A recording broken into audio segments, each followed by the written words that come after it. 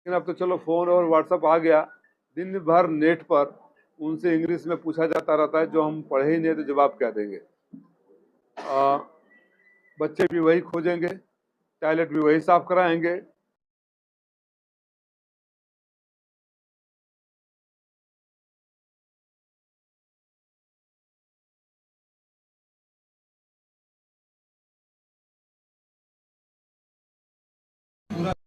पूरा रहेगा कि मैं मऊ में और केंद्रीय विद्यालय लेकर आऊं।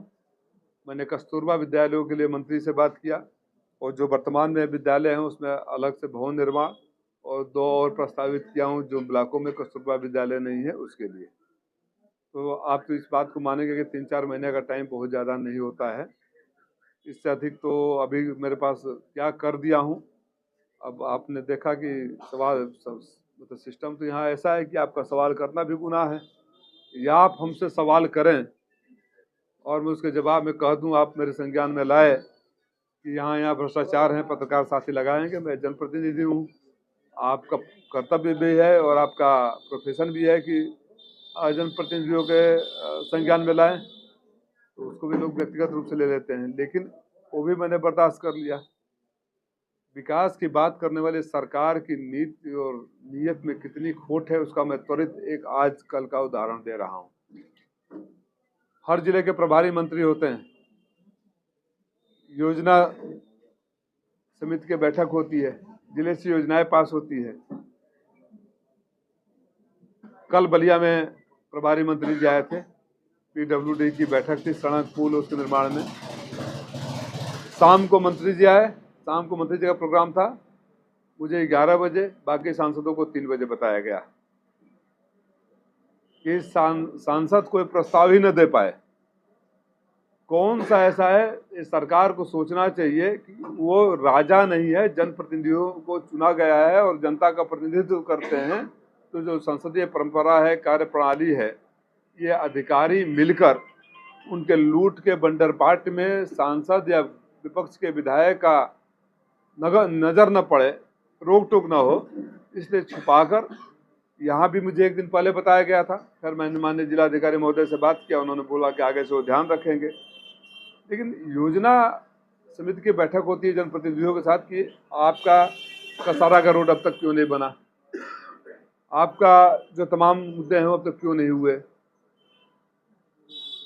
वहां बैठक अधिकारी अपने आप, पहली बार आप देखोगे अधिकारी अपने आप प्रस्ताव बना लेते हैं। जहां ठेकेदारों से अंडरस्टैंडिंग हो गई,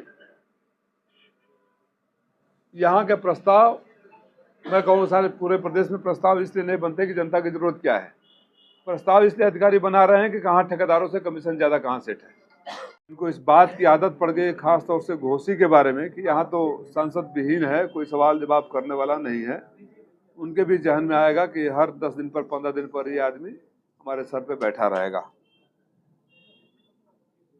जिन सवालों को मैंने सदन में उठाया, डिटेल दे देंगे, खाली विभाग का नाम हम बता दे रहे हैं। हमने फूड प्रोसेसिंग यूनिट, खाद्य संघ के लिए यहाँ क्या कह सकते हैं, सूक्ष्म लघु मध्यम उद्योग मंत्रालय से पूछा है। रिटायर्ड सैनिकों के लिए सवाल पूछा है कि क्या कल्याण की योजना नौकरी की है। सहारा में जो हमारे लोग के पैसे डूबे हुए हैं, न जाने कितने बर्बाद हो गए, हमारे सवालों का ही असर था कि उसके बाद सरकार ने आदेश दिया, जो पहले 10,000 रुपया देती थी, कि 50,000 रुपया तक रिलीज किया जाए। उसके बाद सबको चिन्हित करके हमने एक सवाल पूछा, जब 25,000 24,000 करोड़ है तो 300 करोड़ ही क्यों डिस्बर्स हुए। तो सहारा के लोगों को पैसा मिलना शुरू किया। उसके बाद वोकेशनल और टेक्निकल एजुकेशन के लिए मऊ में क्या हो सकता है। मैंने हर सवाल में कोशिश किया है कि मेरा मऊ जरूर उसमें आए, कि मऊ के बारे में सरकार की जाए। कृषि और जलवायु के बारे में पूछा है। रेलवे समूह में भर्तियों के लिए सवाल पूछा।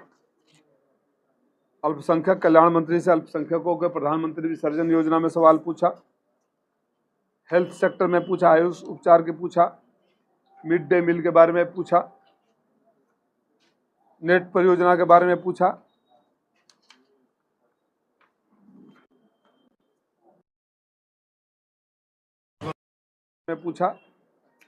इस तरह के मैंने लगभग एकलव्य विद्यालय के बारे में पूछा। सारे विभागों को जो आम जीवन से टच करते हैं। जब सदन चल रहा था सदन में, और आपको जानकर ये भी अच्छा लगेगा कि आपके सांसद को जो पार्लियामेंट्री स्टैंडिंग कमेटी होती है उसमें भी शिक्षा, महिला बाल कल्याण, खेल और युवा सबसे बड़े मंत्रालयों की जिम्मेदारी में रखा गया है। वहाँ भी पहली मीटिंग में मैंने सवाल सरकार से किए कि केंद्रीय विद्यालय कब बने थे। आबादी बढ़ती गई, केंद्रीय विद्यालयों की संख्या वहीं रह गई। केंद्रीय विद्यालयों की संख्या बढ़ाई जाए। हम लोग उसको एजेंडा में भेजकर सरकार को नोटिस भी देंगे। नवोदय विद्यालयों की संख्या बढ़ाई जाए। जो प्राइमरी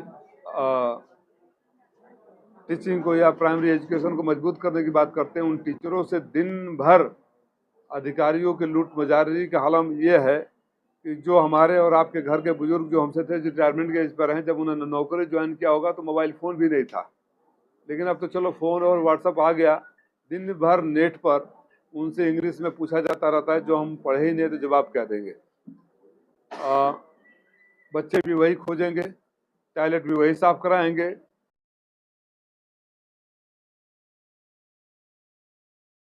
आप ये बात पूछते जाकर उन लोगों से कि आपका अधिकारी बोल रहा है कि 3 साल से प्रस्ताव भेज रहे हैं, क्यों नहीं मंजूर हो रहा है? इसका जवाब तो वो लोग देंगे ना।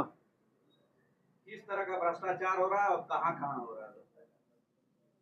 जहाँ जहाँ बताते हैं वो हर जगह भ्रष्टाचार हो रहा है। भ्रष्टाचार तो आप ही लोग बताते हैं ना कि यहाँ हो रहा है, वहाँ हो रहा है, वहाँ हो रहा है। आप ही उस सड़क की बात किए जो सही कौन है, शहीदी सड़क, शहीदी रोड। आप ही देखिए, अभी पता नहीं है शायद बन गया होगा कि नहीं बन गया होगा। तो जहाँ देखिए वहाँ आप लोग जो दिखाते हैं गलत थोड़े दिखाते हैं। मैं तो आपसे सहमत हूँ, मैं तो मीडिया के साथियों से सहमत हूँ कि जो आप दिखाते हैं कि गड्ढे हैं, जो आप दिखाते हैं समस्याएं हैं, जो आप दिखाते हैं कि ये समस्या है, वो सही समस्या है। और मेरी जिम्मेदारी है कि आपकी आवाज़, जनता की आवाज़ का आवाज़ बनूँ और उस पर मांग करूँ। AK शर्मा ऑफिशियल और समाजवादी पार्टी के ट्विटर पर बहुत बवाल चल रहा है। सुरक्षा वाला पूछते थे यार, क्या कुछ कहेंगे? No personal comment. मैं उसके बारे में राजनीति में स्वस्थ परंपरा कायम रहनी चाहिए और सबकी जिम्मेदारी है। सांसद जी, बहराइच की घटना को लेकर क्या कहेंगे? बहराइच में जो भी हुआ दुखद है, दुर्भाग्यपूर्ण है और सरकार को इसकी जिम्मेदारी लेनी चाहिए। जो पहले दिखाया गया वीडियो कि घर में घुसकर झंडा वगैरह, वो भी गलत है, लेकिन किसी को जान से मार देना भी गुनाह है। और जब अधिकारियों को पता होना चाहिए कि रूट कौन सा है, जब रूट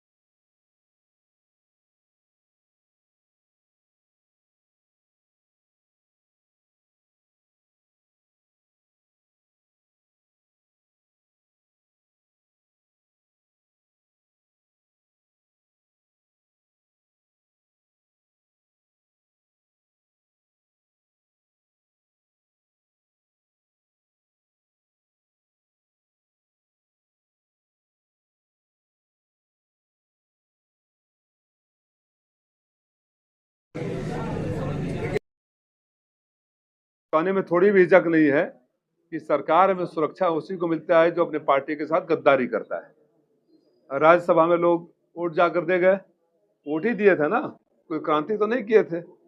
और अगले दिन वाई प्लस कैटेगरी की सिक्योरिटी मिल गई। यहाँ आपका जनप्रतिनिधि है जो सबूत के साथ दे रहा है। तो अगर सरकार की मंशा ये है कि मैं जाकर गिड़गिड़ाऊंगा या अपने पार्टी के साथ गद्दारी करूंगा सिक्योरिटी पाने के लिए, तो कभी नहीं करूंगा। सांसद जी, कभी सरकार ने एक जारी किया है कि MP और MLA के सामने अधिकारी ऊंची कुर्सी पर नहीं बैठेंगे, इसको आप अपने किस नजरिए? अंत में जनप्रतिनिधि बड़ा होता है और जो एक आम पीड़ा इस सरकार में है, हमारी सरकार में तो ऐसा नहीं था कि जनप्रतिनिधियों के अधिकारी सुनते भी नहीं है। संस्कार से होता है ना, जब जनप्रतिनिधि अधिकारी के दिमाग में है कि जनप्रतिनिधि आ रहा है, मुझे खड़ा होना है, सम्मान देना है, तो उसकी बातों को भी सम्मान देगा। और जब बैठा रहेगा, बोला हाँ बताइए विधायक जी क्या हाल चाल है, तो विधायक जी की बातें भी हवा हवाई हो जाएगी। मेरे से कोई कर ले। सुरक्षा वाली बात जहां तक इनकम्प्लीट हो गया,